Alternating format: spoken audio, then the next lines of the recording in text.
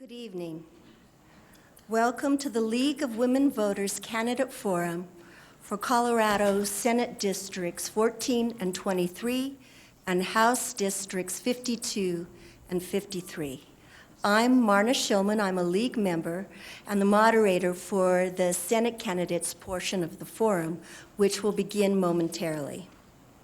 After the Senate candidates are finished, we'll have a short break, and that the House candidates will get to take their turn. Before we get started, I'd like to thank the voter services team of the League of Women Voters of Larimer County. They were the ones who put on the forum this evening, and I'd like to thank the City of Fort Collins, who's filming this program for rebroadcast on Channel 14 several times before the election day. Now, Colorado legislative districts have changed in the last couple of years. If you're wondering what districts you're in, you can go to several places. You can go to www.colorado.gov/redistricting, or the Secretary of State's website, or the websites that are shown on your screen.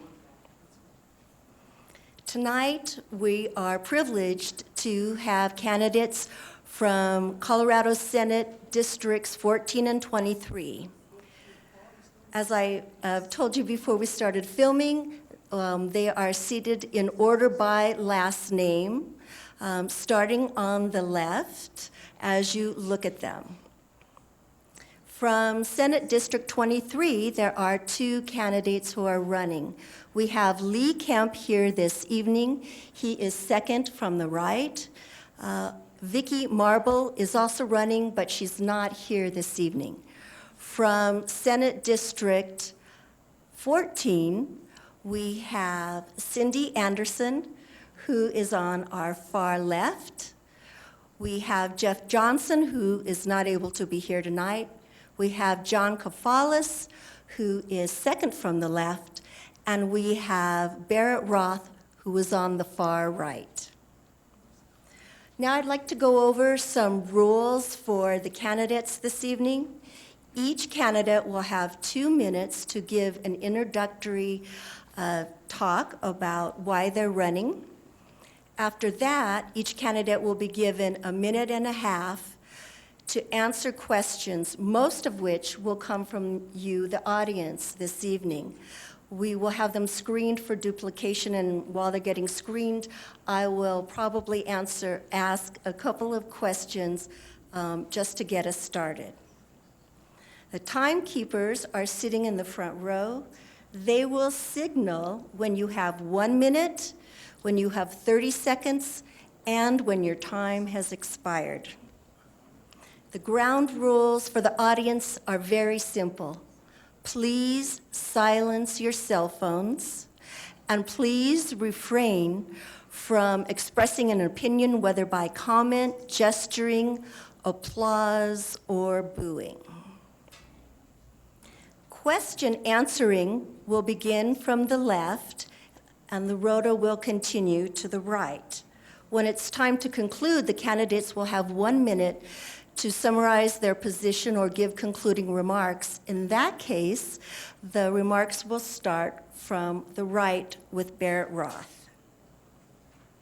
So now let's begin, starting on the left with Cindy.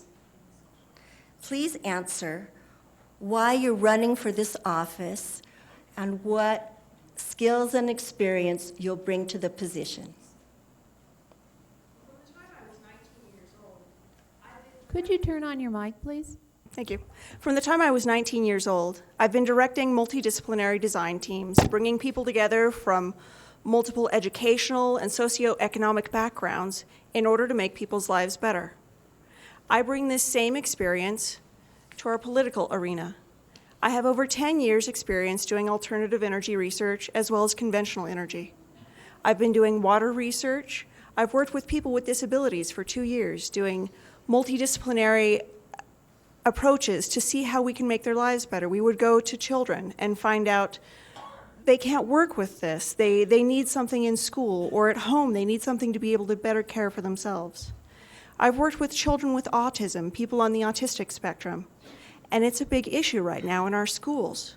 Our schools don't know how to handle children with Asperger autism because some days they'll work very, very well in their math and science, and in other areas like math or English and composition, they just can't keep up.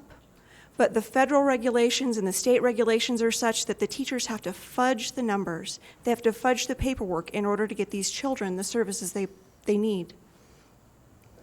My second area is working with jobs. I worked at the university for a couple of years while I was doing my graduate degree, and I had students with 4.0s in mechanical engineering who weren't finding work for 20 weeks. And these young men were working hard. They were sweeping floors, they were cleaning toilets, they weren't being picky. We need to help support our jobs, and we need to help support our education and our energy. Thank you. Go ahead, please. Thank you, Marna, and thank you to the Larimer County League of Women Voters for hosting this candidate forum. I always welcome opportunities to engage folks in the issues that matter to us. To answer the question, well, first of all, my name is John Kafalis. I am currently the state representative for House District 52, and I am running for Senate District 14 to replace our elder statesman, Senator Bob Bacon. In response to the question, why am I running for this office and what skills and experience I bring, I think I'd like to share about my father. My father was a Greek immigrant. He came over in the 1930s. I don't believe he had the proper documentation. He barely had a high school diploma. He worked all his life in the diners. He worked really hard to provide for us growing up in New York City. He taught me many things, but three values that I have put out there in this campaign, and three values that I've tried to live by all my life are to work hard, be honest, and serve others. I've lived in Fort Collins for 36 years. I've raised my family here. My lovely wife, Beth, is here. We've been married for 31 years. I have 3 grandchildren. I care about this community. I have worked very hard these past 36 years to give back. The last 6 years, I've done it as a public servant, as a state representative. I have learned how to navigate the political process in order to solve problems that our community faces, and I want to continue doing that in the state Senate. I have tried to be honest.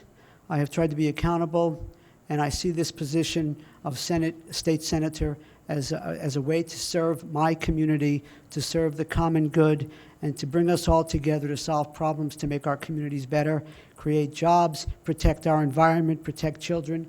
And for this, I thank you for the opportunity. Lee? Thank you. My name is Lee Kemp, and I'm running for Senate District 23. Marna, thank you for having me tonight. Thank you to the League of Women Voters, and thank you for everybody that's participating tonight. I am running for Senate District 23 because I think I can help make a difference in our area. I've been on the RTD Board of Directors, the Regional Transportation District in Denver, for the last 8 years. At 5 of those 8 years, I've been chairman of the board. Being chairman, that was the first time that that's ever happened in the history of RTD. Why have I been chair? Because I can work collaboratively with people across the aisle to get things done. Why do I feel that I can help in the Senate District 23?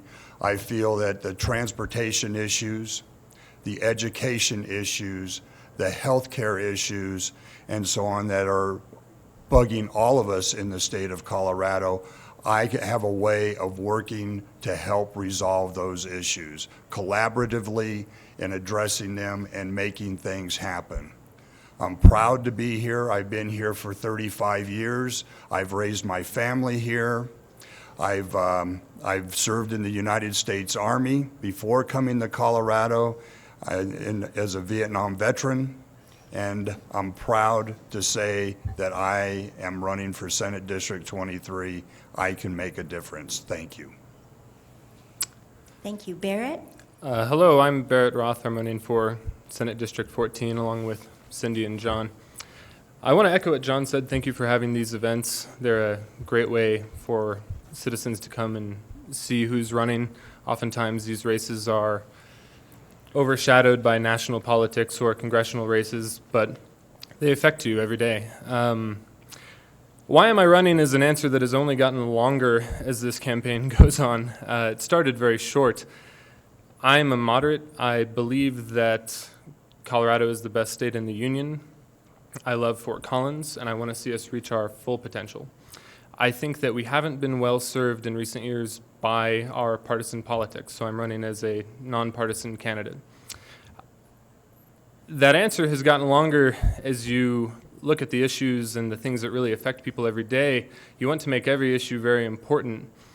Kind of the thing I try to tell people is what we need to do is show that anyone can do this, that everyone can make a difference, that you aren't alone. There are people just like you that want to see change, and the more engaged we get in this process, the better things are going to be. Qualifications, I hesitate to say them because I do try to tell people that really if you are passionate about Colorado, you can do what we are doing. I own and run a small business. I do have a master's degree in public administration. I'm on the City of Fort Collins Energy Board. I'm a husband. I think those are all very good qualifications. But I think the question is really speaking to what are you going to bring to the office? And to me, the answer is a breath of fresh air. Thank you. Our next question is, if elected to the Senate, what will you do to bring jobs to the state specifically?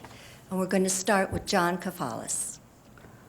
Thank you. Thank you, Marna. Thank you for the question. I would submit to you that Colorado is one of the, it's been recognized by a number of publications and business groups as one of the best places in the country to have a business. And so in the last 6 years that I've been in the legislature, I have supported efforts to that make it easier for small businesses to thrive, access to capital. I think we need to provide incentives for small businesses to be able to access capital. I think collaboration is really critical between the public and private sector. We have tremendous infrastructure needs, and I think the role of state government is to provide that kind of collaboration so that private sector entities can do the work and create the jobs. So supporting local economies, supporting small businesses. I'm also a strong advocate of the efforts on the part of the previous administration and this administration to brand Colorado as a clean energy economy. We've created jobs by promoting renewable and clean, sustainable energy, and I think we need to continue along that path. Those are the things that we need to do. An example locally here in Fort Collins, where public and private have come together, is the Mason Street Corridor. And so bringing that about the Mason Street Corridor, we've created jobs. We are promoting, advancing transit-oriented developments, and you're seeing all of that happening as this project unfolds. That's what we need to do. Thank you. Lee? What will I do to bring jobs? Well, one of the things that I have found that has been very successful in my position at RTD has been bringing together public and private sector together to make things happen. In these times of tight budgets and so on, working with the private sector, bringing in innovative ideas on financing and ways to help get projects done has been very beneficial to our programs there, and these are the types of things that I want to push out, even out here into the north. CDOT, the Colorado Department of Transportation, has a huge transportation infrastructure program that they can implement up here. It's called the North I-25 expansion.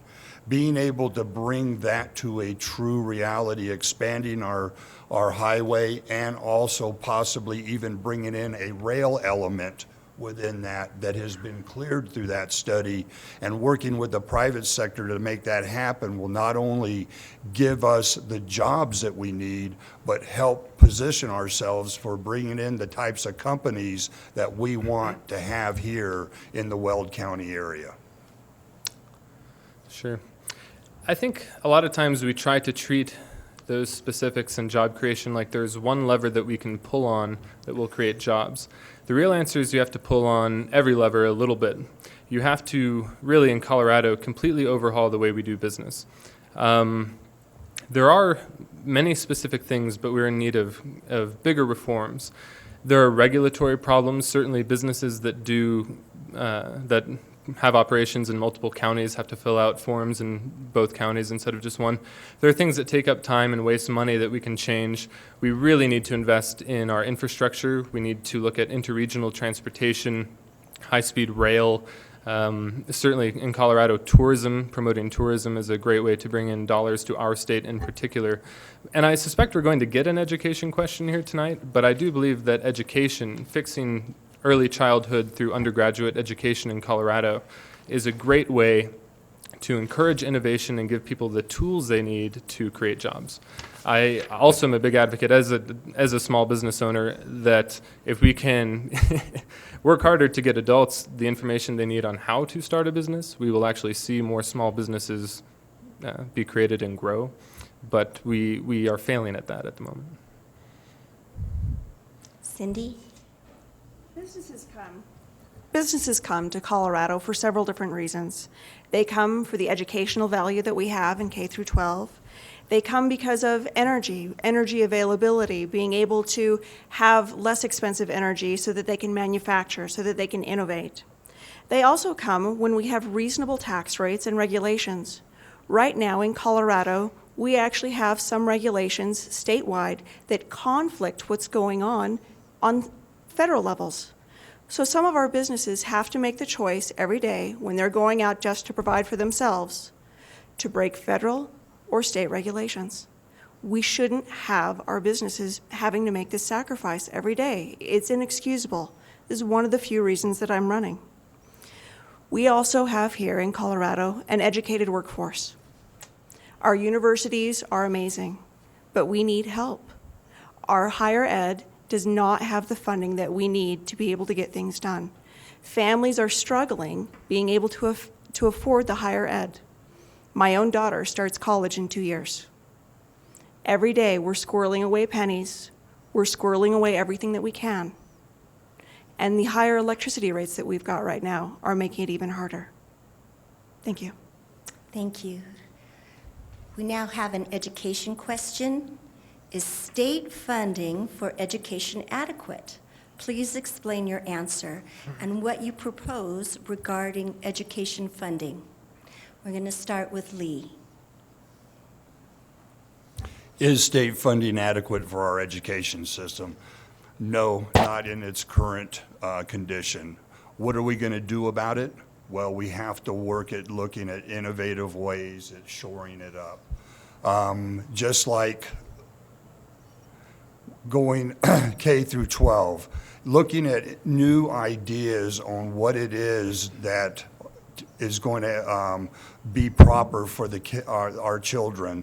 Not all kids are destined to be going to college, but they may want to go and learn a vocation.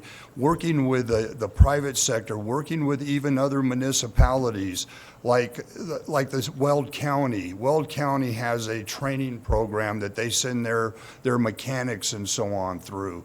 Why not have innovation where in high school children are asked, hey, would you like to learn something other than the traditional vocation to go to college, being able to take on something like, yes, I would like to be a mechanic, but I don't know really if that's what I want to do. Well, having a semester or a block of time where they go and work at the county in a structured education way and have that block where they can say and go back to high school and go, you know what?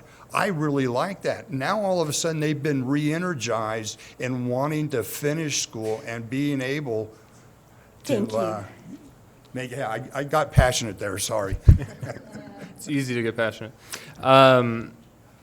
Education is the silver bullet. Education can create jobs, it can fight crime, poverty, homelessness, it can lead to better health statistics for Colorado, so certainly we are not spending enough on it. I think that, frankly, it's easy to say we can look at innovative things we can do and what we can cut. We can spend wiser, of course, but Colorado has tied its own hands with regard to funding. We have Tabor, the Gallagher Amendment, and Amendment 23. These are making it very difficult to do anything good in terms of most spending, let alone education spending. we have to repeal those. We have to get rid of them. We have to open up our state to letting our elected officials and governor make informed choices on our behalf. That just simply has to be done. That being said, you have to take away from this night, I feel like, knowing that we really can't reduce the amount we spend anywhere anymore. We can change the way we spend, certainly, but Colorado has cut about as much as it can cut. So if you want children that can pay for college or have high schools that aren't crumbling, we are going to have to spend more money on it. No one likes taxes, but that is the reality. Cindy? Our schools right now have a problem, and it's trying to fit every child inside one box. Our children don't all become engineers. We have artists, we have musicians, we have children who are good with their hands. Our regulations right now and our school systems focus on testing, testing, testing. And this testing is taking away the future of our child. To quote a friend, you will never be able to test a fish into climbing a tree. It's not going to happen. We need to reallocate our funding so that we're looking at the child. We've got child-centered funding, child-centered education, and that's going to change our future. We do have these barriers in place with Tabor, Gallagher, 23. Right now there's a lawsuit that came through and said, oh, you need to spend more. But the question is, where is that money going to come from? The best way to get more money for the state is for the state to become more profitable, for the state to have more money because we're actually able to go out and produce. When people are able to produce more, when they reap more of their benefits, there will be more money for our schools. Thank you. Thank you for the question.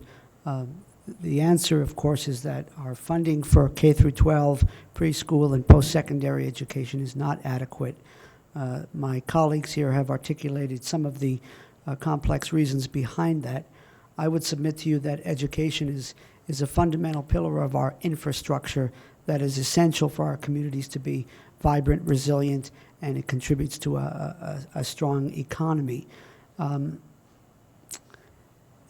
The first thing we need to do is to continue our economic recovery in this state, because as we advance economic recovery and we create more jobs, that translates, in addition to well-being in our communities and families, it translates into more revenue to the state. So in the current fiscal year budget that we're operating under, because of the improved economic situation in the state of Colorado, we were able to restore the proposed cuts to K through 12 education and also provide funding for the Early Childhood Literacy Act. So that's one example, is to advance our economic recovery. Secondly, as has been articulated, we need to have the courage to find the proper mechanisms to address the fiscal constraints that are in our Colorado Constitution, such as Tabor Amendment 23 and the Gallagher Amendment. There are various ways that one can approach that. But if we don't do that, we need to acknowledge that we have a structural deficit, and if we don't address those issues, we're going to have a problem 25 years from now. Thank you. Our next question is about health care. I'm going to start with Barrett. How do you think the Affordable Care Act will affect Colorado? Well, the Affordable Care Act is also called Obamacare, if you don't happen to know that. I think generally it will be okay. The healthcare exchanges were set up in Colorado 2 years ago with bipartisan support. They're a part of the Affordable Care Act. They're a great way to drive competition and reduce cost while expanding coverage. If you have heard the recent news, about $70 million from the Affordable Care Act was given as a grant or a loan, not really sure which, to an effort trying to build a healthcare cooperative in Colorado. This is a phenomenal effort on the part of the people performing it to create a health insurance company that customers own. I think that's a great step forward. I think the biggest problem is Colorado is one of 49 other states that have to share in the costs and debt related to it. I think we need to address nationally our debt and spending problems. But I think the Affordable Care Act is going to expand coverage, cut costs, and kind of reduce some of the tragedies in healthcare financing bankruptcy that we hear about. But it's been blown out of proportion, in my opinion, on the national stage of just how bad it is. I think it will do more good than harm. Thank you. Cindy? After a tremendous amount of research, going through and figuring out exactly what this state is going to do, our state currently has 600,000 people on Medicare, Medicaid, and it's going to increase, to 800,000. We do not have the money to pay for that right now. Medicaid is already 22% of our state budget. We're looking right now at also other increases. We've got increases for our education, and we're looking at other areas as well. The problem with the Affordable Care Act, if you actually go through and do the research, the Kaiser Foundation, which was originally for the Affordable Care Act, said that instead of a $2,200 decrease in a family of four's insurance rates, they're expected to increase by $2,500. That is not decreasing insurance costs. Also, the CBO recently came through and said the whole reason behind this bill was because we had 40 million people in the state or in the United States who don't have health insurance. Their estimates after this has been in place, 30 million people will not have health insurance. There are inherent flaws in this bill.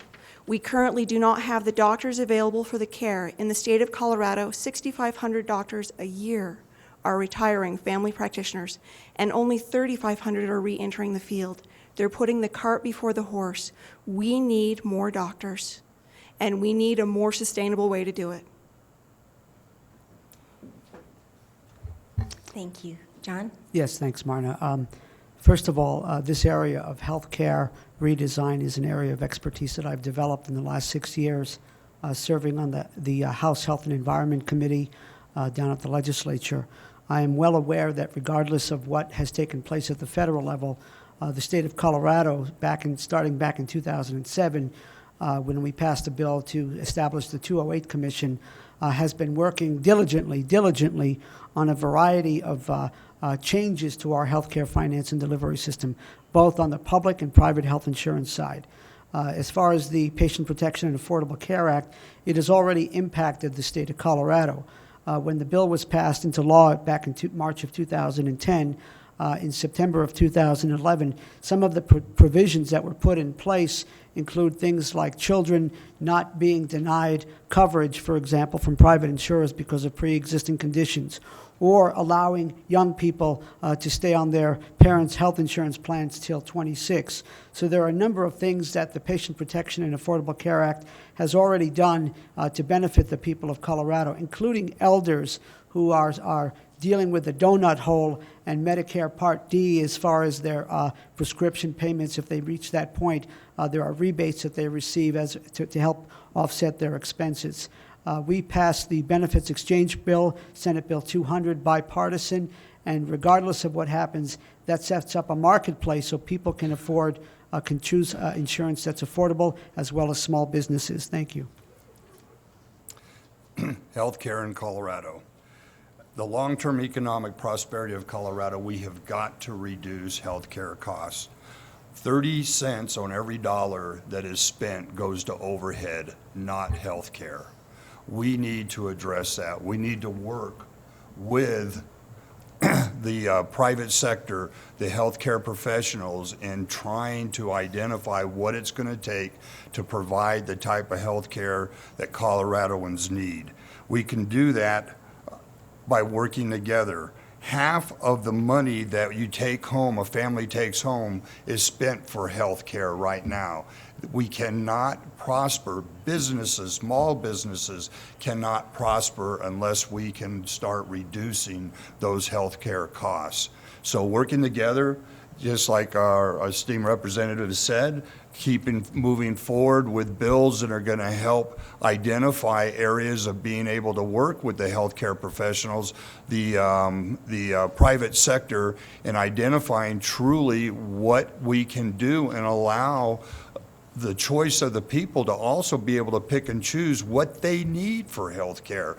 Right now, we're not. It's being dictated to us what we are going to take. Each and every family is different. We need choices, not dictation. Thanks. Now we have a question about resources. Our reservoirs are at record low levels. What will you do to make sure we have adequate water for our growing communities? Cindy? One of the things that we need to stop doing immediately is making ethanol. When you make ethanol, you're using 30 to 60,000 gallons of water to make 1 million BTUs. Even fracking, which is not perfect and needs to be done very carefully, you're only using 0.6 gallons to make the exact same amount of energy. Our policies right now are not geared towards water savings. Most people don't know when you have a power plant and you put a carbon scrubber on it, you will double the amount of water that power plant uses and use 33% of the electricity produced by that power plant. These things are not thought out. We have to have a thoughtful plan, and that is going to include reservoir systems. Right now, in Colorado, we're expected to have another 20% increase in population over the next 10 years. That's huge. You cannot conserve that away. I've seen other states who have tried, and it's ended badly. We do it well, we do it environmentally safely, and we will take care of it, and we will have water to provide for our plants and our crops. We do that, and it'll save a lot of CO2 also. Thanks. John?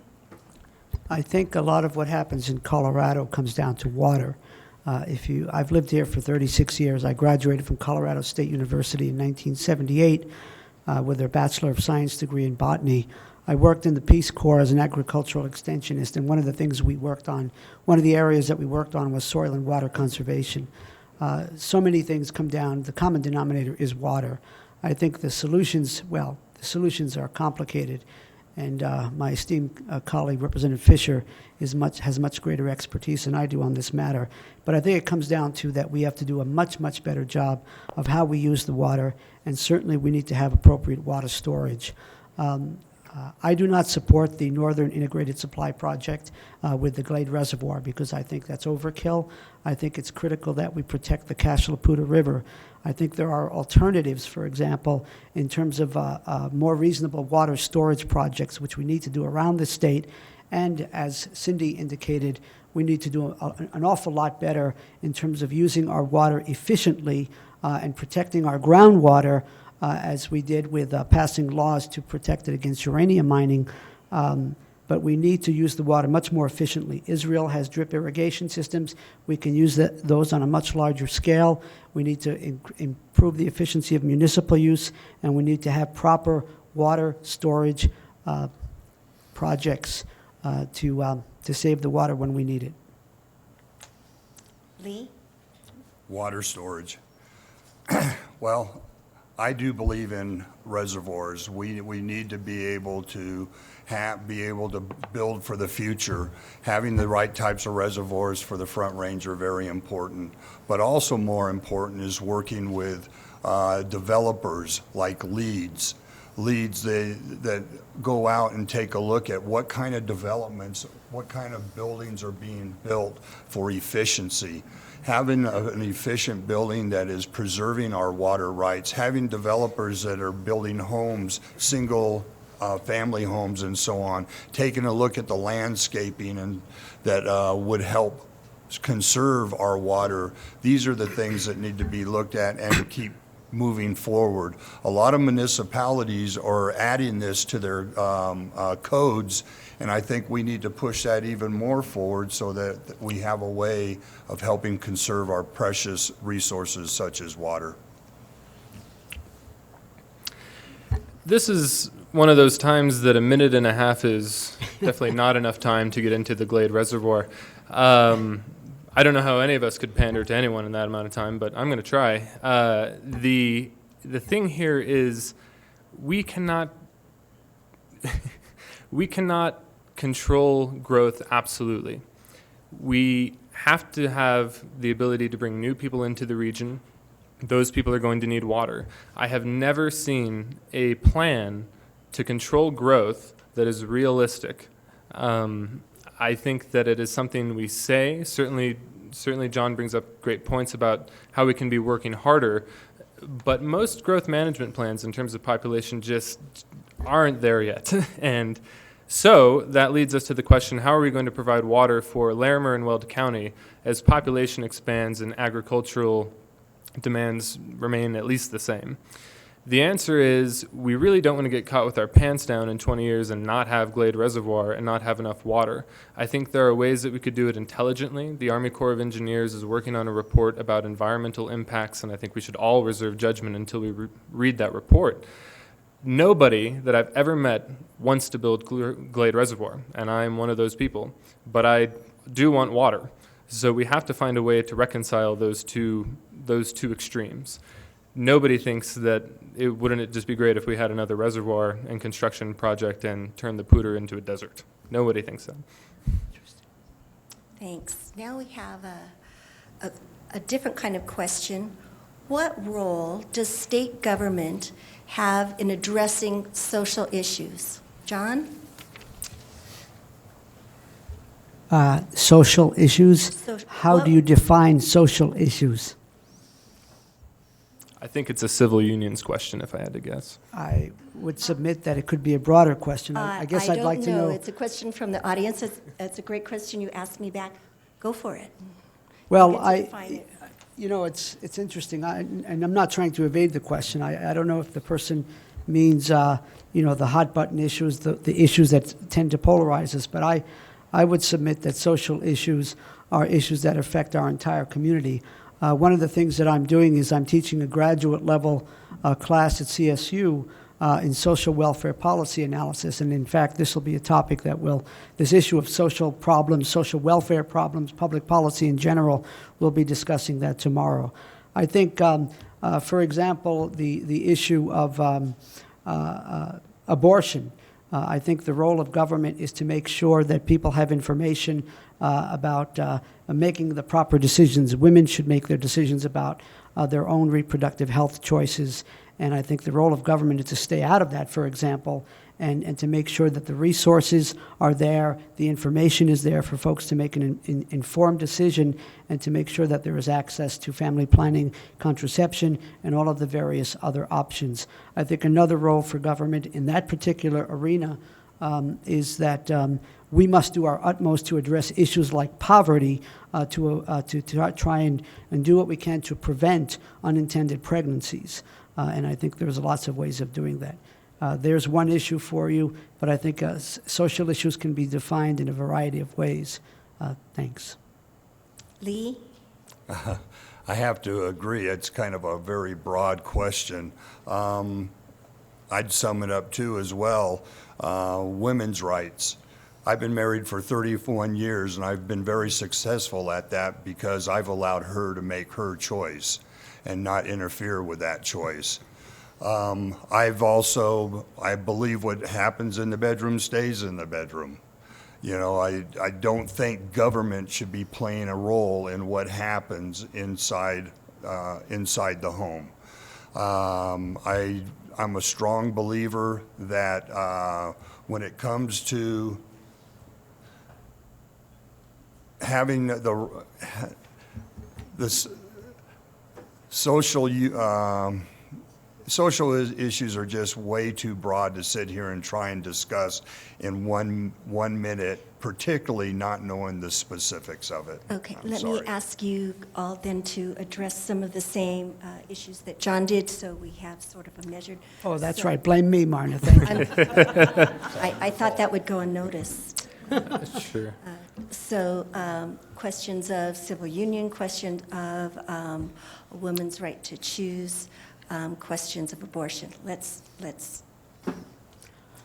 Did I miss any, John? Well, It should be I didn't get to speak on civil unions, but I'm happy to, but I'm going over the 1.5 minutes, so maybe we should, I We are will. going over the 1.5 minutes, and that's because I didn't drill down into social issues, so Sure. it's okay. Are we starting my clock? You're on. Am I on? Okay. You're on, sir. The question was, what is government's role in social issues? John's absolutely right. That's a very broad question, and government can play a lot of roles in different social issues. To me, ideally, and we're nowhere near ideal yet, government should play not a lot of roles in social issues. We should try to strive for having no inequality, at which point government intervention will be irrelevant. We are obviously not there yet, so I believe that government's role in social issues is to fight inequality and bring people together. I think regarding abortion and civil unions, unequivocally civil unions needs to be passed in Colorado. My only problem with civil unions is that it creates a second-class marriage, and I'm not a big fan of it in that regard. I was really disappointed to see it not pass in the previous session. Regarding abortion and a woman's right to choose, I have 30 seconds for this. I should say this. Pro-life efforts would be much better focused on being a pro-family planning effort, on making abortion as rare as possible and generally unnecessary. I believe that our Constitution guarantees a right to privacy. That's part of living in a free country. And I believe that a woman's right to choose is protected under that part of our Constitution. Thank you. Cindy? Social issues. I've talked to woman after woman after woman, and she says, you know what? I don't care. I want a job. I want to be able to pay my power bill. I want to be able to pay my rent. I need to be able to pay for my child's education.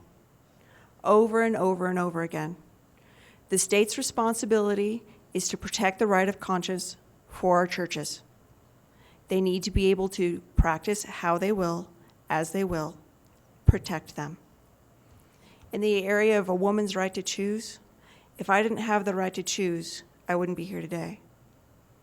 Today, I have a 16-year-old daughter. We need to have education access. We need to have access to make our own healthcare decisions. I am pro-life. Each and every one of those children is sacred.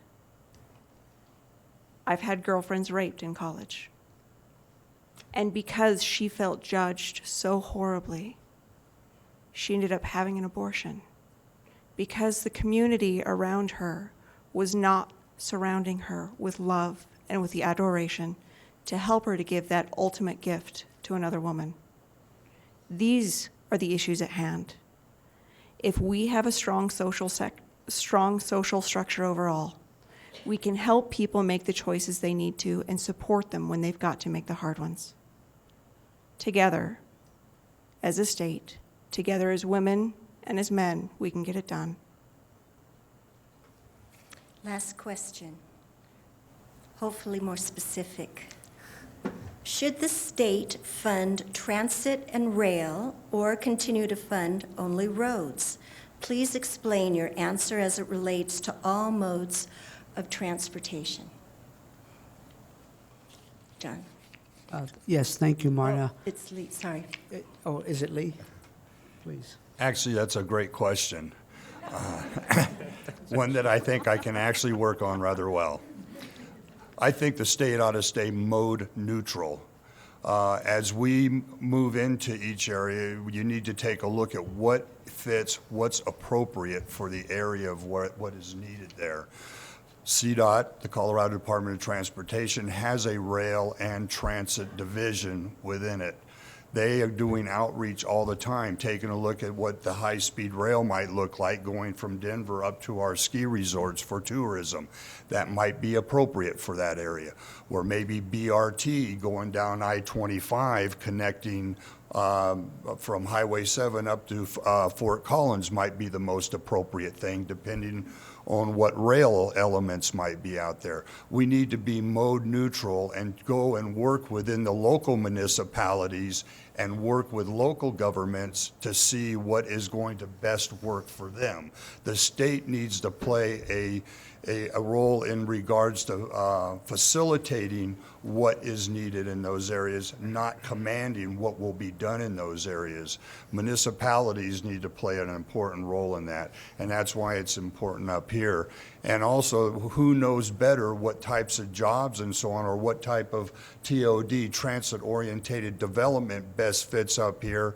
Knowing the mode that fits best is what should be considered, not just high-speed rail or transit. I am very passionate about this topic in particular. I think that interregional bus development, high-speed rail, just about anything you could think of, I certainly don't think we should be mode neutral. I think we should do everything we can to get cars off the road and get us into cheaper public transportation like high-speed rail, interregional buses, as I just said. This can do wonders for the state that we don't even understand yet. Not only does it reduce the wear and cost of maintaining our highways and roads, which pays dividends year after year, it takes students to different colleges. It makes it easier to be a tourist in Colorado. It makes it easier to go to a different job. The number of opportunities that infrastructure and particularly 21st century transportation development can bring are really without fathom. It is money well spent. I think that we should look at all state spending as an investment, and this is a place that will pay off. If we're not going to get our money back, of course we shouldn't do it, but I can guarantee that we will. We need to bring people together to push these kinds of policies. It works for everybody. It's pro-business, it's better for the environment, it's better for Colorado. Thanks, Cindy. Anytime you're looking at spending billions of dollars on an interstate transit system, you need to make sure it's going to pay off. Right now, we're making so many decisions on old technology that's been around since the 60s and 70s. We need to look ahead. There are new technologies being developed every day. In fact, I was talking with a developer of a new maglev type system for transportation of large cargo ships. There's new things happening, but they have to be evaluated carefully. We need to see how long is it going to take to pay off. If the cost per trip per person is going to be $75, that may not be the best choice. You have to sit down, critical thinking, read your journals, read your articles, consult the experts, and not just the lobbyists. These people are not going to tell you the whole story. They're only going to tell you one side. It takes critical thinking skills to be able to plan for our future in ways that make sense for the long term. Our children are going to be paying for this. We want to make sure that it's going to make sense for them as well. Thanks. John? Thank you, Marna. Well, heck, I'm passionate about this issue as well, so this is something that Barrett and I definitely have some common ground on. I think that what will make Colorado an even greater state is an integrated multimodal transportation system. This is something that I have advocated for since being in the legislature. I think that ultimately, as far as our economy goes, it's critical to have a strong, diverse transportation infrastructure that can move commerce from point A to B and can move people from point A to B and give people choices. Yes, we need a good highway road infrastructure, but there's already been done a number of analyses about high-speed rail up and down the I-25 corridor and the I-70 corridor that would be linked to a commuter rail system that would connect the local downtowns, for example, from our transit center on North Mason down to Loveland, downtown to Longmont, and ultimately connect with the RTD. There's something called the Rocky Mountain Rail Authority, and they've done some very good analyses of how you could do this without much state subsidy. Obviously, there are upfront costs, public sector costs, but I think ultimately this is one way we create jobs. These jobs stay in Colorado because we're rebuilding our infrastructure. And in 2009, I passed a bill, to establish the Colorado Rail Authority, that was not successful, but we used that as leverage to form the state rail division in CDOT. Thank you. Now it's time to wrap up. You'll each get a minute to conclude, starting with Barrett. This has been then so much Lee, fun. We're all- Then John, then Cindy. Sure. Lee, I don't want to exclude you. I just met you tonight, but you're not a Senate 14 candidate, so I was going to speak to Cindy and John more. As a nonpartisan candidate, I perhaps don't get as many opportunities to engage with them like this, and for all intents and purposes, this was my first night meeting them. But I've been following you both for a long time, probably to an unhealthy amount. And I want to say that I think, Cindy, you're exactly what the Larimer GOP needs, Fort Collins Republicans in particular. I hope you give them something to cheer for. And John, you've served Fort Collins with a substantial amount of integrity and hard work. It is not easy being your opponent. You've put in a lot of time developing roots in the community, and it is a hard-earned and well-deserved reputation. So I wish you both the best, and I look forward to seeing you again. Lee? Well, I wish I had an opponent to talk to. Anyways, I want to wrap up by saying thank you. There are two things that are very passionate to me, one of them being transportation and one of them being education. In transportation, I really think there's a lot of innovative ideas out there, and particularly being able to work with the public and private sectors to make things a reality that are going to benefit us not only through economic development, but also jobs and good growth, managed growth for our communities up here. So if I'm elected, I will be elected for Senate District 23. I want to thank you for having me here tonight. John? Yes, thank you, Marta. Thank you all very much for being here. It's really important. I'm running for Senate District 14. One of my reasons for being here this evening is to engage you in the issues that we care about. I'm here to respectfully ask for your vote to elect me to be the next senator, a state senator of Fort Collins. My reasons are such that I don't know, I just really care about this community. This has been my home for a long time. I've raised my family here. And let me just leave you with a story that I think exemplifies, it'll have to be a very quick story, exemplifies my rationale. I was at Toyota Peterson this morning to drop off my car for some auto body repair. One of the auto body repair persons, a young man by the name of Sean, came up to me and said, "Do you remember me? You're the one who did that OJT with me, on-the-job training, back in the 1980s when I worked at the employment office." This guy's been working in the field. This has been his career. He came from a low-income family, and now he's been working at Peterson Toyota for 10 years as an auto body repair person. We helped him learn those skills at Import Auto Body. That's why I'm running, and thank you. My name is Cindy Anderson, and I'm running for Colorado State Senate District 14. I'm a mom, I'm an engineer, I'm an alternative energy expert, and I always fight for you. I ask you for your vote. Today, we stand together. We're all working for our children. We're working for our jobs. We want to make sure that they have a future. This is the number one reason that I'm running. The other day, I was in a shoe store, and there was a young woman sitting there. She had been at the Colorado School of Mines, but had had a child and had stopped school. I sat there and talked to her, trying to get her to go back into school. Please, you've got all of this going for you. We have these wonderful schools. It's her future and her child's future that we're fighting for. Ladies and gentlemen, my name's Cindy Anderson. Please vote for me. Thank you. Senate candidates, thank you so much for participating in our forum tonight, and thank you for helping voters understand your positions and your vision for Colorado. We'll now take a 5-minute break, and when we come back, there'll be the House candidates for Districts 52 and 53.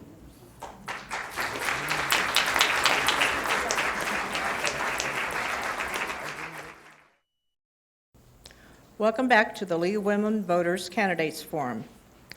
I'm Karen Wagner, a member of the League and the moderator for tonight's House District segment of the forum.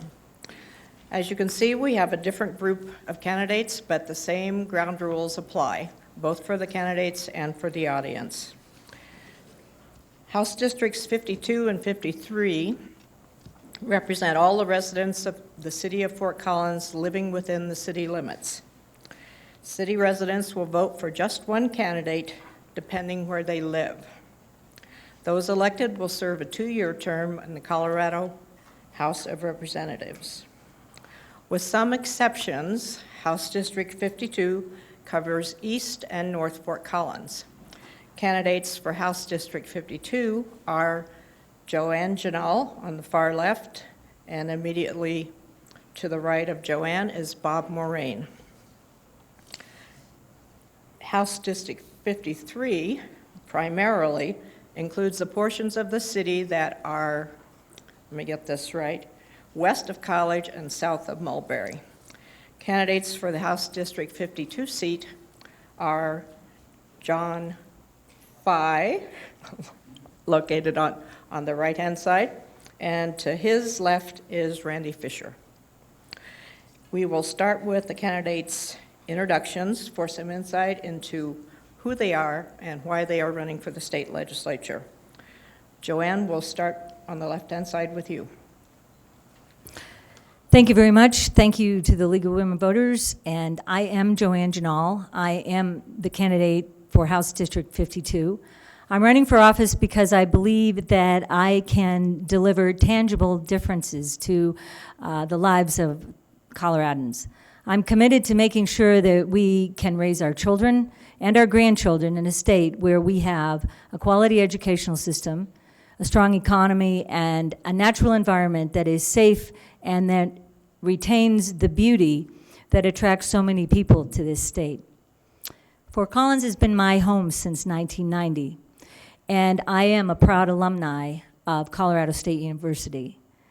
I'm a bioscientist who has been an educator, a research and development scientist, and successful in business in the area of healthcare, specifically in women's health. I have been a community volunteer for over 2 decades, serving on 2 boards and commissions, and also a trained master naturalist by the city of Fort Collins. I believe that the citizens of House District 52 deserve a representative who will follow in the footsteps of Representatives John Cafalis and Randy Fisher and Senator Bob Bacon by standing up for Colorado's working families.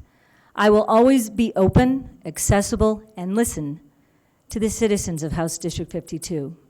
Serving my constituents means being an advocate for the issues that affect all Coloradans: good paying jobs, a clean and vibrant environment, and a world-class education, as well as access to affordable health care for everyone. Thank you.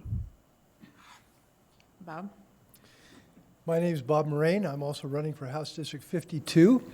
I'm a Coloradan by choice. I moved here in 1981 with my wife, Julie. I started at Hewlett-Packard as a software developer, and she went to work at Poudre Valley Hospital as a nurse. We have loved living in Fort Collins in Colorado for these past 31 years. We have raised 5 children here. 2 just recently graduated from Colorado colleges, one here at CSU and one at Colorado School of Mines. They are both looking now to start technical careers. Unfortunately, our daughters have moved out of state with their families to start their careers and so forth. 2 of them are teachers. We do have one more daughter still here with us, going to school at Fort Collins High School. I am running because I believe that we need to work all we can to preserve the great blessings that we've had in Colorado and in this great nation of America for our children and grandchildren. I believe that we are seeing the effects of ignoring some of the very principles upon which this state and this nation were founded. We are seeing an economy begin to flounder in a way that we never would have imagined. The weight of government has become too heavy. For good reasons, we have enacted all kinds of good programs, but we have not established a means for paying for them. And now we are asking more and more of each individual citizen, each business, each family, and we are beginning to see the effects of the crushing weight. I am running to reverse that trend and to support our families and our businesses. Thank you. Randy? Hi, good evening, everyone. I'm Randy Fisher. I'm the state representative for House District 53 currently. And as Karen mentioned, that's most of the west side of Fort Collins. And I'm in my 6th year serving in the legislature, and I guess my principal qualification for this office is the experience that I've gained over the last 6 years serving in that office. I was born and raised here in Fort Collins. I've lived here my entire life. As most of us here, I love this community. My principal reason for running is to give back to the community that has been so generous and supportive of me growing up here. When I grew up here in Fort Collins, we didn't have a lot of money. My mom was a secretary. My dad worked for the phone company. But I got a world-class education at Poudre School District schools. I went to CSU, and I got 2 degrees there. In my career outside of the legislature, I've been a consulting engineer and have done projects throughout the United States and Colorado and around the world. And I think my engineering background has served me well in the legislature because I think it's helped me to focus on looking at really evidence-based solutions to the practical problems and the issues and concerns that people have in my community. This year I'm running for my final term in the House of Representatives here. Due to term limits, 2012 will be my last race for the House District 53. In each of the past 6 years in the legislature, I've met each challenge we've faced by relying on the values that remain true year after year, and those values are fairness, justice, equality and freedom, honesty and hard work, and prosperity and stewardship of our planet. These values are the foundation of our democracy, I believe, and have been our strength throughout our history. I'm dedicating my last campaign to the goal of strengthening these values and building community right here in Fort Collins. Thank you. John? Thank you and good evening. My name is John Fye, and I am running for state representative in House District 53, which encompasses West Fort Collins. I was elected precinct chairman, precinct committee person, county, congressional, and state delegate. I'm 32 years old, and I am the community advisor for the Young Americans for Liberty chapter at Colorado State University. I work as a technical consultant at HP here in Fort Collins. When running for public office, absolutely no one should have the intentions to create a drove of new laws. The focus should be on repealing the bad ones.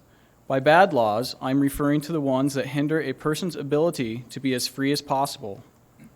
Liberty is an achievable concept.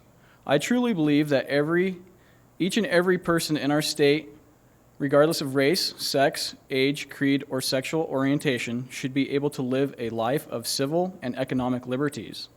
This Orwellian nightmare that we call our government is the biggest threat to our liberties.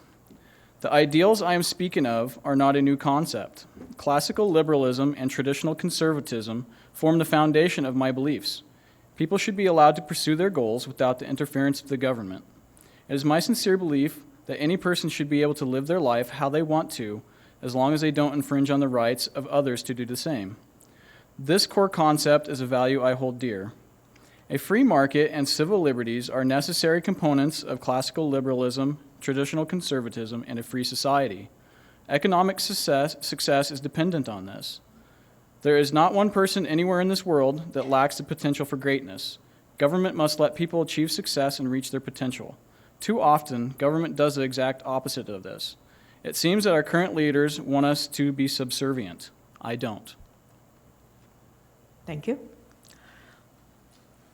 So we are going to start the first round of questions with Bob, and that relates to the issue of jobs and whether as a legislator your focus would be on bringing new jobs and industry to the state or supporting small businesses or both, and if so, how you would propose doing those things. Thank you, Karen. Well, as I said, I'm running because I believe that the state has become too oppressive to business, and it's both small, medium, and large business. I have a friend who started a business a few years ago in downtown Fort Collins. It was only open a couple days a week, but it was doing quite well, and she decided she wanted to move to a larger place. She found a piece of property nearby in Old Town, and she began to, pursue purchasing it. It was something she could afford, and so she began working on obtaining the property. And she soon found that between state and city regulations, she would have to pay over $140,000 in improvements just because she owned the property rather than the previous owner. This, of course, was completely out of her range of possibilities, and you might guess what she did. Some guessed that she would stay right where she was. Instead, she decided while she lived here, she moved her business to Cheyenne. These are the kinds of things that we need to recognize. Every good law that we pass has a price. And if I'm elected, I will look at every law, both existing and proposed, and try to weigh the price and to consider the needs of the families and the business in this state and do what we can to support them and stop driving them away. Randy? Thank you. Well, as I walk the neighborhoods in my district, I think probably universally everyone is concerned about jobs and the economy. That's the number one issue I think that people would like to convey to us as elected officials. And I believe that the state of Colorado does have a role in job creation and making sure that we have a strong and vibrant economy. And I think one of the key ways that Colorado state government can help in that regard is to make sure that we have the strongest possible infrastructure for job creation and economic development. And by infrastructure, I mean a lot of different things. I mean not only our transportation system on our water delivery and energy delivery systems, but the human capital, the human infrastructure of the state of Colorado. And that's why I believe I'm so passionate about funding for higher education and for K-12 and early childhood education here in Colorado, because really I think workforce development and training folks to be productive citizens is one of the main things that we can do to promote and establish economic development in the state. Also, I think good public policies go a long way toward job creation in Colorado. In June 2009, the Pew Charitable Trust estimated that the new energy economy, which was the hallmark of my first term in the legislature, was responsible for creating 17,000 new jobs, and I think that is proof itself. Thank you. John? As I've walked my district, the main issue as well is jobs and the economy. And for me, the best way to stimulate economic growth in the state of Colorado is to repeal regulations and fees that hinder small business growth, which will also attract other businesses to move into our region, and that will put more people back to work. We also need to cut the red tape and get government out of the way. When government gets in the way, it's a hindrance for all the small businesses and the medium-sized businesses that are trying to put people back to work. Roughly 3 out of 4 jobs in the state of Colorado are created by small businesses. And I'm very small business oriented. I am a sole proprietor for my own business. I'm an independent technical consultant. And I understand the difficulties that people are facing in this current economic climate. And I think the best way to address that issue is to just get government out of the way. Thank you. Joanne? I'm sorry. I would legislate to create as many jobs as possible that will obviously increase our revenue and make it easier for people to start a small business, more accessibility, for example, to loans, and utilize investment innovation tax credits to help to bring all the high-tech companies to Colorado. Aerospace, biotech, IT, all of these companies could utilize the investment innovation tax credits. Also, to make sure that government is running as efficiently as possible, and that means transparency in government. Beyond that, we have a responsibility to fund education, to make health care more affordable, and we need to put working families in Colorado back to work and to help local small businesses ahead of tax breaks for special interest groups and corporations to take dollars out of our state. I will do my best to balance the budget in a fair way that will not harm our children, seniors, or our most vulnerable citizens. Thanks. Thank you. Now, forewarn you, as you might have guessed, some of the questions are going to be similar, although not identical, because we want to cover a wide variety of issues and the topics that are most pertinent to the legislature. So here's one of those questions. Is state funding for education adequate? Please explain your answer and what you would propose regarding education funding. Randy? Thank you. I would say unequivocally that state funding for K-12 education and early childhood education is woefully inadequate. And I think this has been proven out by a number of different studies, plus the fact that the state of Colorado is being sued over the inadequacy of its educational funding. The national average per pupil revenue for K-12 education is $10,500. Poudre School District is roughly at $7,300 per pupil. And in Wyoming, state of Wyoming, they spend $16,300 per pupil every year for educational funding. I think that kind of shows you where we fall in terms of different metrics of educational funding around the country. The issue of where we get the revenues for education funding is is frankly quite challenging because of the conflicting and often contradictory measures that we have in our Constitution. It's virtually impossible for the state legislature to raise revenues except for a couple of different ways. First of all, we can do everything we possibly can to improve the economy and get people back to work, which will bring more tax revenues into both the state and the local areas. But also, I think we need to look at tax expenditures as one way of getting more revenue into the state. And I'd be happy to go into what tax expenditures are, but suffice to say that we spend about $2 billion a year on tax expenditures in Colorado. John?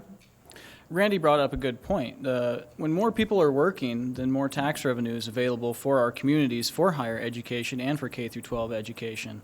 Additionally, I support school choice and as well as voucher programs. For example, sometimes you have a student that will go to a school, and at the beginning of the school year, the school will get the lump sum payment for the funding for that student for the full school year.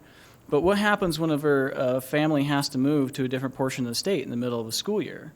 Well, I would propose a system that allows the rest of that funding to follow the student to the new school. That way, whenever that student goes to the new school doesn't find himself in a budget crisis with trying to have to find a way to pay for that new pupil or the new pupils that they receive through the school year.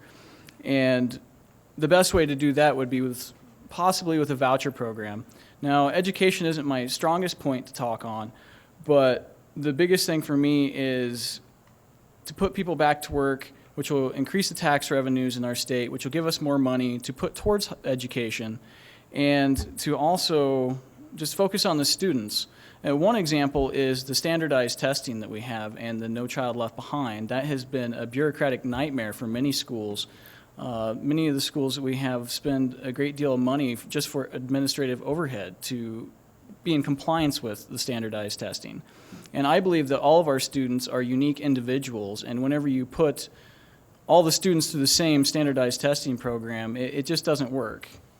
Thank you. Thank you. Joanne? Thank you. 2013 is going to be the year of the children, and education drives the individual, the community, the state, and the national economic well-being. One of my top priorities for Colorado is education, and we need to make sure that our students have the resources that they need to be competitive in the global workplace. Our Constitution states that every child should be given a fair and equal education, and that includes at-risk students, special needs children, and like. And as a former teacher and as someone who has benefited greatly from government investment in education, I worry that we are abandoning our children's future by slashing educational funding. And as a way to implement this, I believe that we need to properly enforce Amendment 23. The citizens of Colorado have decided to make education a priority, and it should be K through 12 to higher education. If elected, I will make funding education a top priority. An educated workforce will attract small and large new businesses as a result in better paid workers who will contribute to our local economy. Pro-education equals pro-business. Thanks. Thank you. Bob? Thank you. I think the question was, is spending for education adequate? And I guess it depends on what you mean by spending for education. If you mean spending for the system that we have today, I don't think any amount of spending would be adequate. We are finding that we are getting worse and worse in our ability to educate. 2 decades ago, to think that we'd only have 50 and 60% graduation rates in Metro Denver was unthinkable. But now we've spent more and more money and we're getting fewer and fewer good results. I believe we need to be watching, putting the children ahead of the education, the system. We need to recognize that there are ways to teach children, as John said, that is specific to each child. And we need to stop trying to put them all into one mold. I've talked to many teachers in this district over the last several months and years, and very few of them complain about lack of funding. They complain about the hoops they have to jump through in their classes, for the testing, for all the things outside of actually teaching curriculum. I believe that we can do far better with what we have, and if we need more, of course, we need to build our economy so that we can afford it. Thank you. Thank you.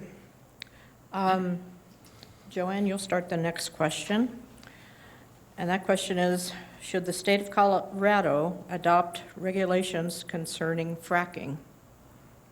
Please explain your answer.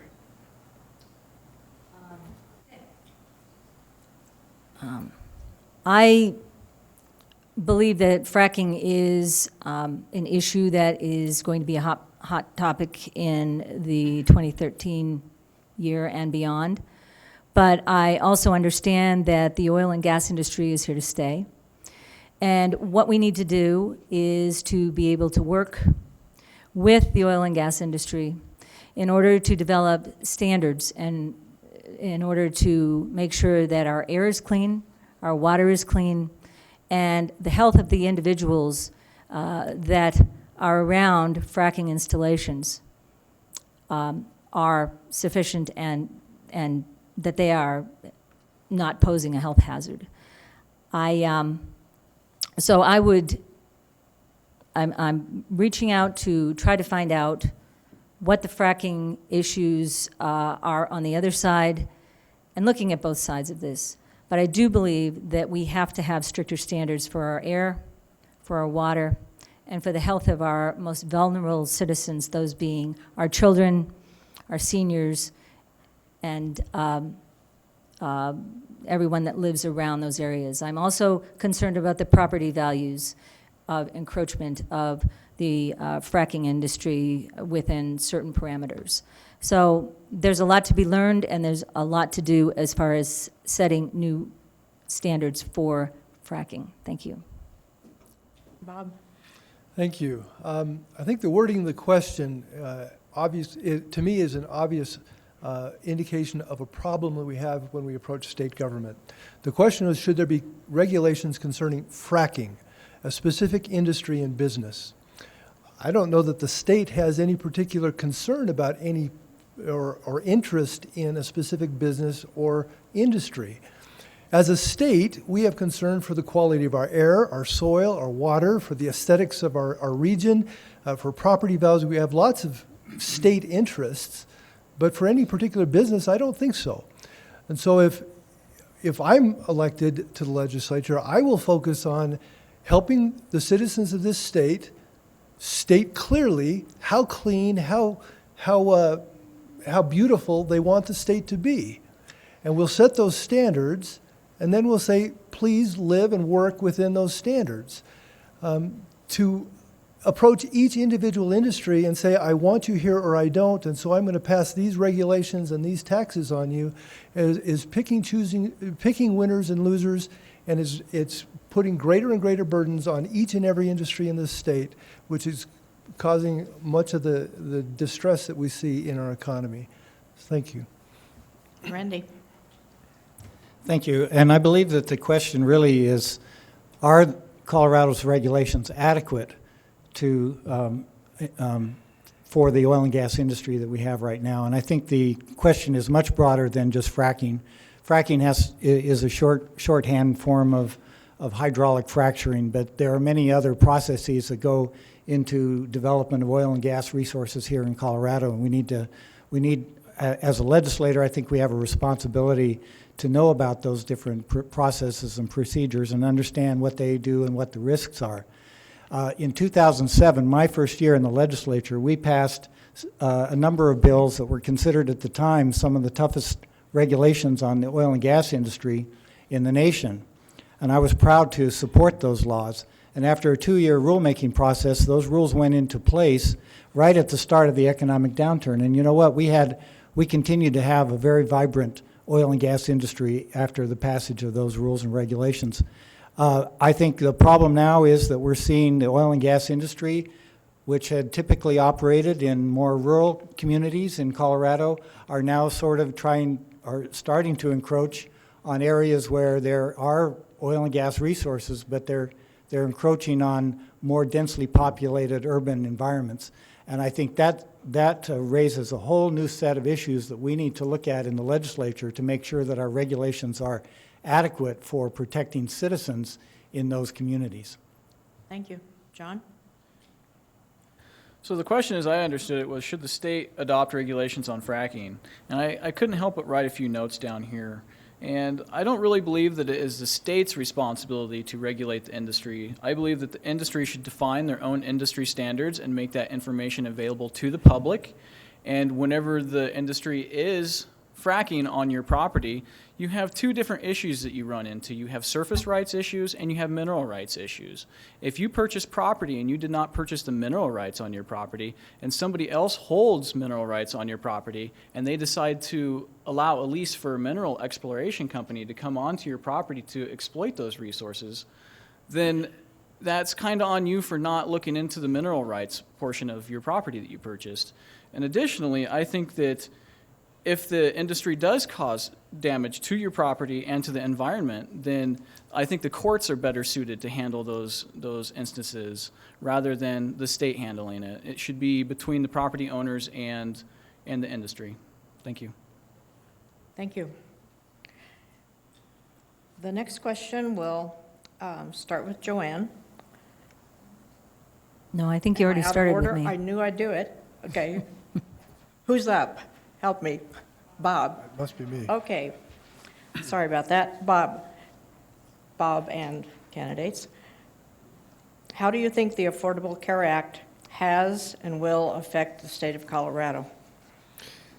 The Federal Affordable Health Care Act, I assume, right? Well, I believe it's already boosted healthcare costs across the state, and it's jeopardizing the access to every Coloradan for healthcare services in the near future. Survey after survey of medical professionals, especially physicians, and especially those who are specialists in medical care, have shown that doctor after doctor is considering early retirement. Already existing programs such as Medicare and Medicaid have boosted overhead for these physicians, especially the smaller practices, but even the large, multi-system hospitals or multi-hospital systems are struggling. Dr. Rulon Stacy, who of course built up the Poudre Health System here, told me a few months ago that if you drive along Harmony and look at that new campus with those several buildings that were built there, government overhead is responsible for building one of those buildings and staffing it entirely.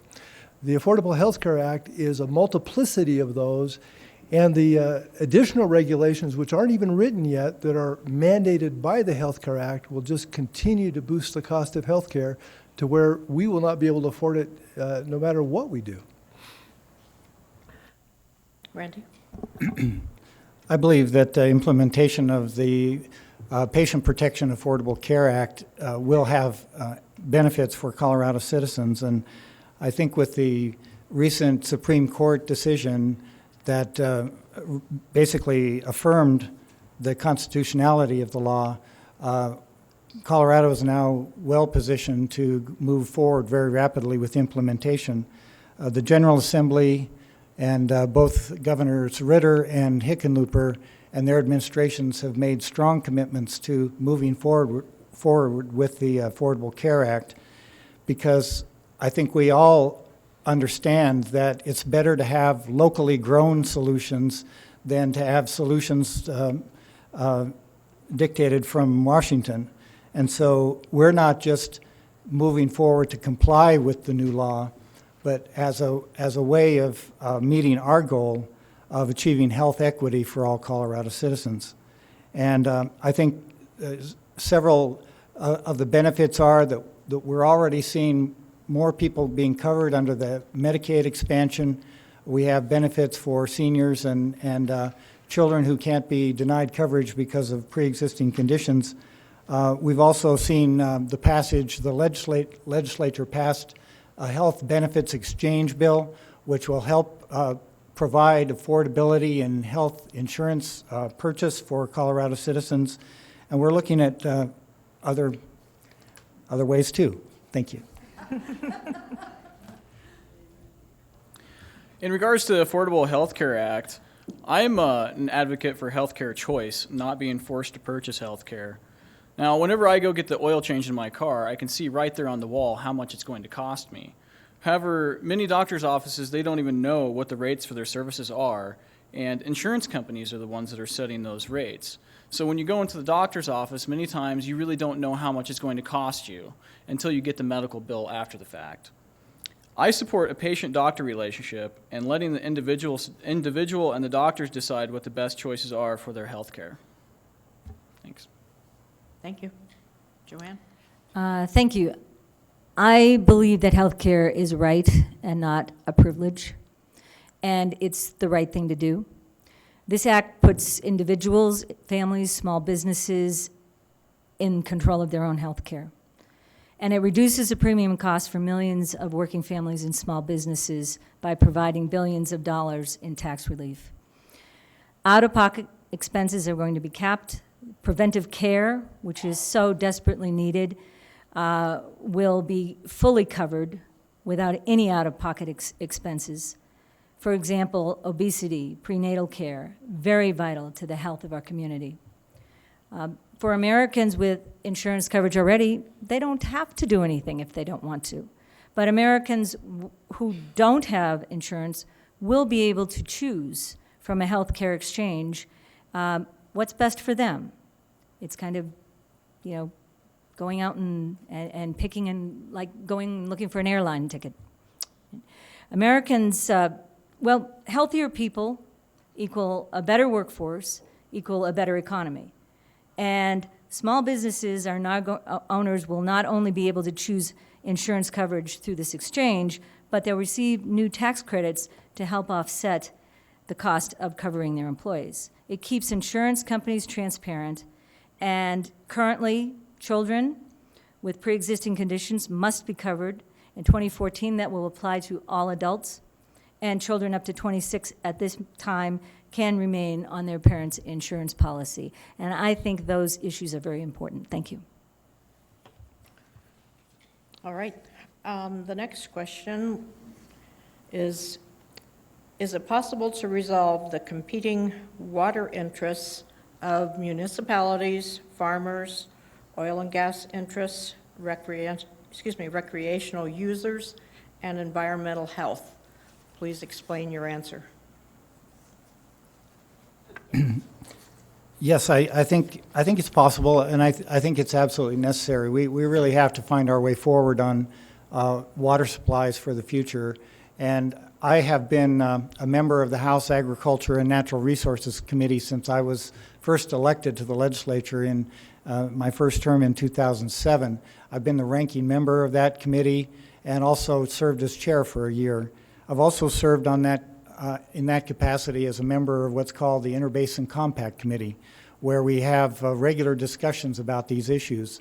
And I think that there needs to be an ongoing collaborative effort to look at ways that we can balance this. Right now, if we don't do anything, the default mechanism is to buy up and dry up agricultural land in our state.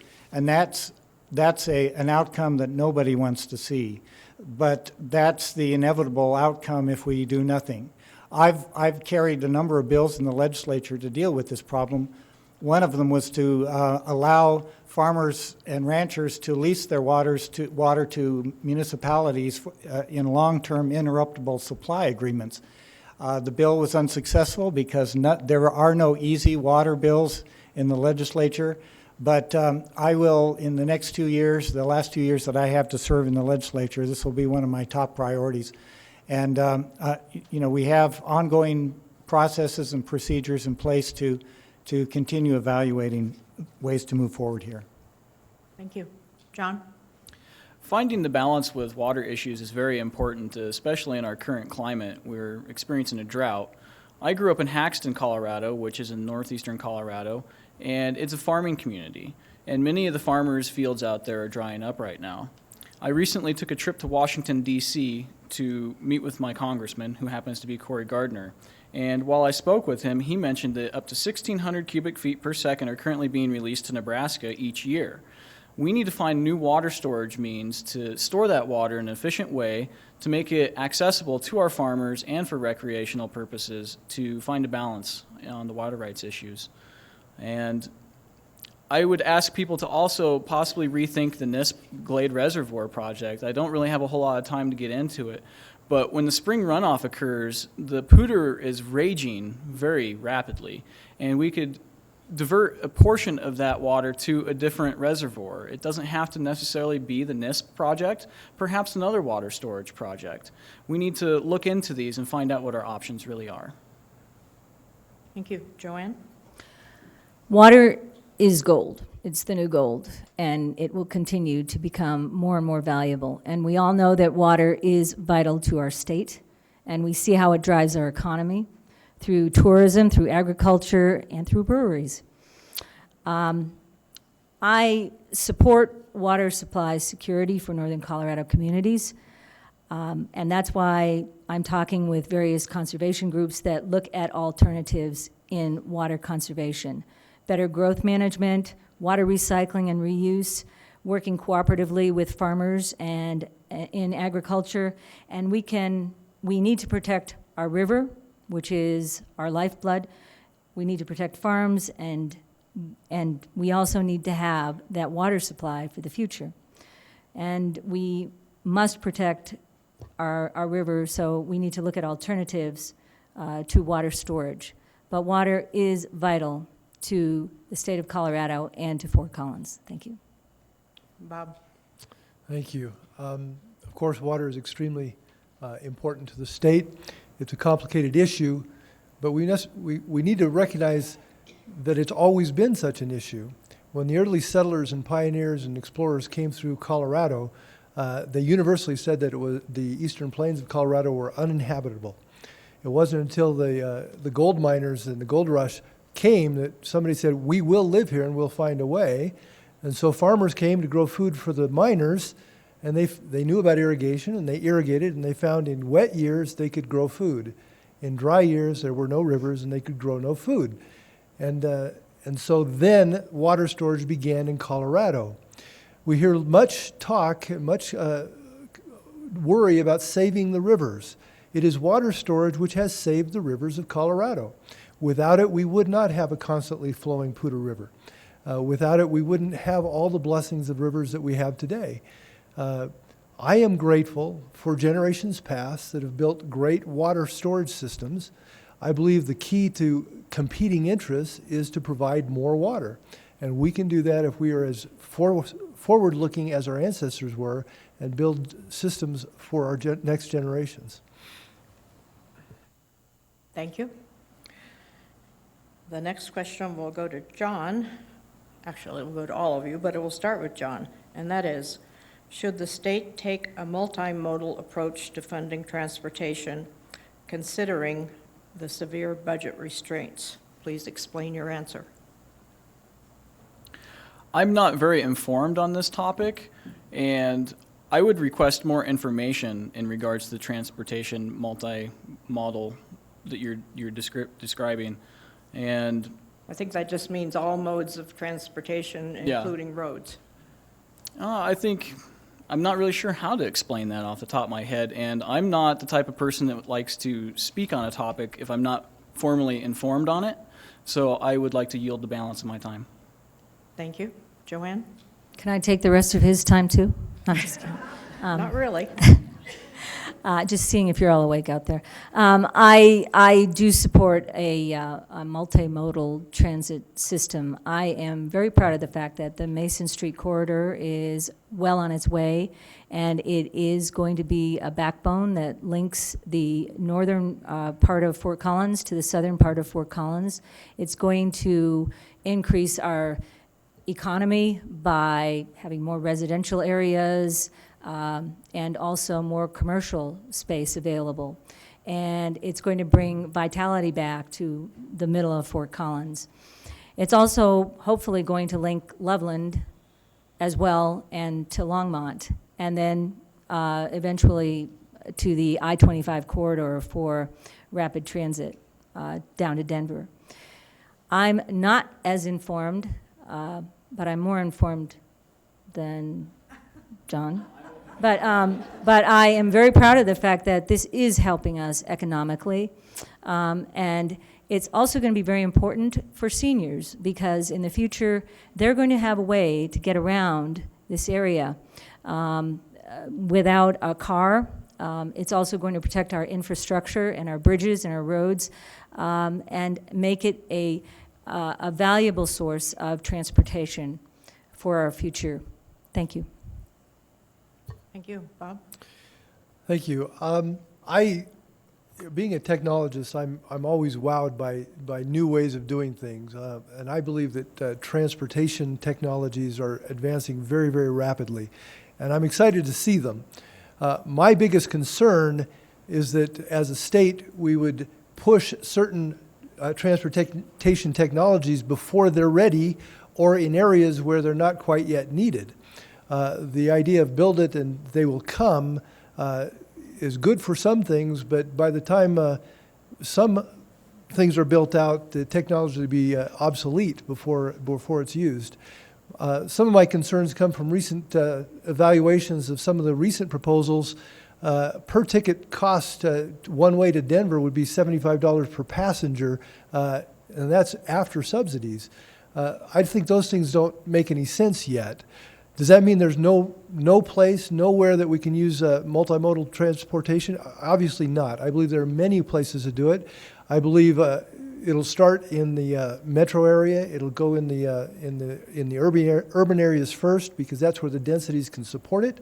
But to force it into inter-urban areas or into rural areas before its time, I think would be unwise. Randy? Thank you. Good question. For the last 5 years, I've been a member of the House Transportation Committee, and so I do follow these issues very closely, and I do support the development of a 21st century multimodal transportation system in Colorado.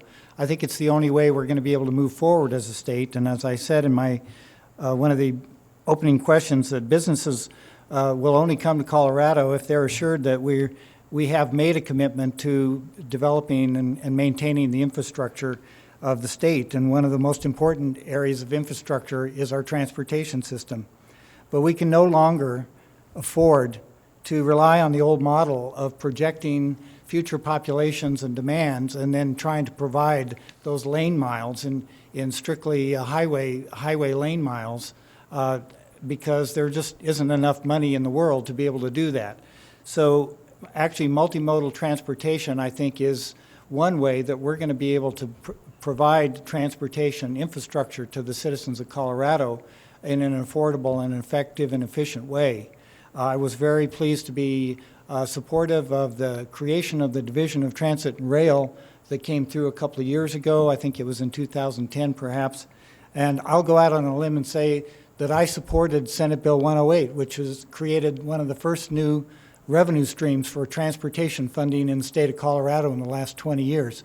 Took a lot of heat for that. It was hard to do, but we did it. Thank you. I'd like to see if we could get in one more round of questions before we go to conclusions, and so if you can provide an answer in less than a minute and a half, we'll get there. And that question goes to Joanne, and it is, what do you believe is the single most important issue that the legislature should address in the coming session? And please explain your answer. A single most important issue that kind of all come together and all work together collaboratively. But the single most, I believe, is education. Because if we need to educate our children and give them the best possible education that we can, because they need to be ready to go out into the workforce of the future. And so we need to look at preschool, K through 12, and higher education, whether it's a four-year college, Front Range Community College, or a technical institution. I think that education, as I said, pro-education equals pro-business. Thanks. Thank you. Bob? Thank you. As I said at the beginning, as I've talked to constituents all over the district, the number one issue today is the economy and its jobs. As much as we want all the other good things, education, health care, water systems, everything, it all depends on whether we can afford them. And we are rapidly losing the ability to afford all the good things we want personally, as families, as communities, and as a state. And so I believe that the single greatest issue is putting Colorado back to work. It's getting regulations and taxes in a sane manner so that businesses can look forward with confidence that they can build and grow and provide for themselves and their families. This is the single greatest issue. All other things will hinge upon it. If we fail to succeed in this, we won't be able to succeed in any of our other priorities. Thank you. Randy? Boy, this is tough. It's hard to choose just one, but I would have to echo what Bob just said. Jobs and the economy are probably the key issue that needs to be addressed in the legislature. Continuing on, we're not out of the woods in terms of getting Colorado back to the level it was before the economic meltdown. And I think there are too many people that are still hurting, still unable to find a good paying job and find that dignity that goes along with home ownership and being able to pay the rent and the mortgage and those things. So we just have to do everything possible to get this economy moving again. I think Colorado has had some notable successes in some of the policies, initiatives that we've made, but we need to certainly do a lot more. John? I echo Bob's statements. I think that the most important issue that we need to focus on right now is our economy and putting Coloradoans back to work. We currently have an 8.3% unemployment rate, and that does not even account for the individuals who have exhausted their unemployment benefits and fallen off the radar. I know what it's like to be unemployed, and I know what it's like to even be temporarily homeless because I've been there. I've walked several miles in your shoes. If you're unemployed, I'm the person you want to vote for and put into the state legislature because out of the last 12 years working in the technical industry, I spent about 2 of those years unemployed and about 1 of those years temporarily homeless, and I had to couch surf on friends' couches. I was lucky that I had a safety net that I could fall into with friends that loved me and cared about me and didn't want to see me on the streets. But most definitely, we need to get Coloradoans back to work because all these other things that we want to work on in our state are just a pipe dream unless we get this economy turned around. Thank you.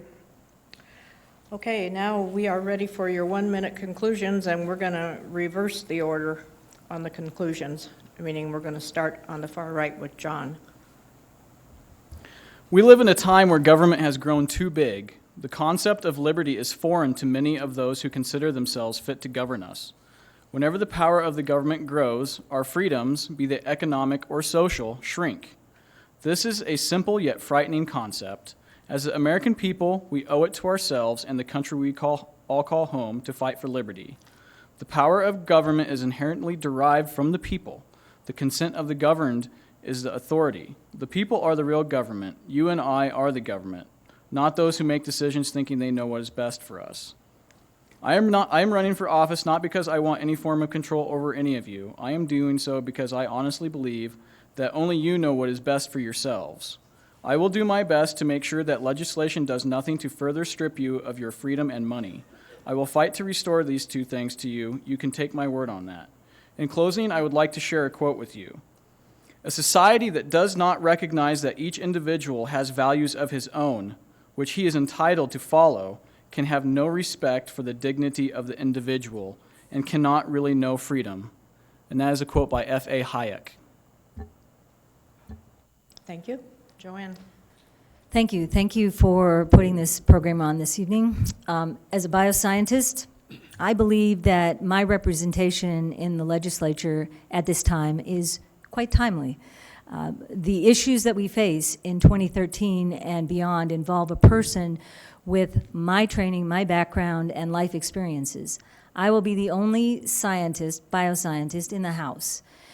I bring a new viewpoint, a depth of understanding to our economy, to our healthcare, education, and our environment. And as your legislator, I know that I can represent everyone in House District 52. I will listen to your concerns and make the best decision considering all aspects of an issue. I will keep in contact with the citizens of Fort Collins all year through, not just 5 months. Town halls, forums, newsletters, Saturday morning meetings at local small businesses. You can always reach me by email or by phone. I am committed to making sure that we have the best educational system for our children, a strong economy, and a clean and vibrant environment. Thank you. Bob. Thank you. I've been trained as a technologist. I've spent my life solving complex problems. I've also been a volunteer and a church leader, and I've worked with people on personal issues, on some of the hardest things, health, finance. I understand the pain that people go through in their lives. I am running because I believe it's time to get past partisan bickering, partisan separation, and realize that people all over this state have good ideas. We need to work together to pull them together to meet the goals of the actual citizens of Colorado. If I'm elected, I will put people before programs, and I'll put principles before politics. I believe that's what the people of Colorado deserve, and that's what I promise to give. Randy. Well, thank you very much, everyone, for this opportunity to just have at least a brief moment to explain some of our policies. And I just wanted to close by saying that representing House District 53 in the town where I was born and raised has been one of the greatest privileges and honors of my life. It's been a tremendous honor to serve with distinguished statespeople like Senator Bob Bacon and Representative John Kafalis and many others. And I've learned a tremendous amount from the experience. I work hard to be open and accessible to the citizens in my district. I'm easily reachable. I have my cell phone and my website are on my flyer. My cell phone number is 215-7898. I treat this job like a full-time job. It isn't just going down to Denver and working in the Capitol to make laws. It's helping constituents in their daily lives navigate state government, and that's what I hope to do for the next 2 years. Thank you very much. For additional information on tonight's legislative races, the League of Women Voters has a new election website, which includes candidate positions at both the federal, state, and local level on a wide variety of issues. The website can be accessed starting September 10th at vote411.org. A special thanks to the candidates for participating in tonight's forum and for helping voters understand how you will represent your constituents if elected. Thanks to to those who have joined us in the Fort Collins Council Chambers, and also the City of Fort Collins for making this forum accessible to viewers at home. The Larimer County Elections Office has an easy-to-use website. It is helpful for checking voter registration, mail-in ballot status, and vote center locations.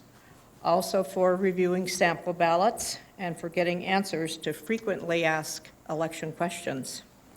The Elections Office website address is vote.larimer.org. And I think these are all appearing on the screen as we speak and have been throughout the night. The office can be reached at 498-7820. October 9th is the last day to register to vote in this election. The County Elections Office will send out mail-in ballots to those who have requested them on October 15th. October 30th is the last day to apply for a mail-in ballot. Early voting will run Monday through Friday, beginning on October 22nd and ending November 2nd. Election Day is Tuesday, November 6th. As a nonpartisan political organization, the League of Women Voters has a long history of moderating candidate and issues forums across the nation. The League encourages informed and active participation in government and also influences public policy through education and advocacy. If you would like to learn more about League membership or opportunities for involvement for both men and women, you may pick up information tonight, talk to a League member after the forum, or visit the League website. Please join us all in voting in the November 6th election. Thank you and good night.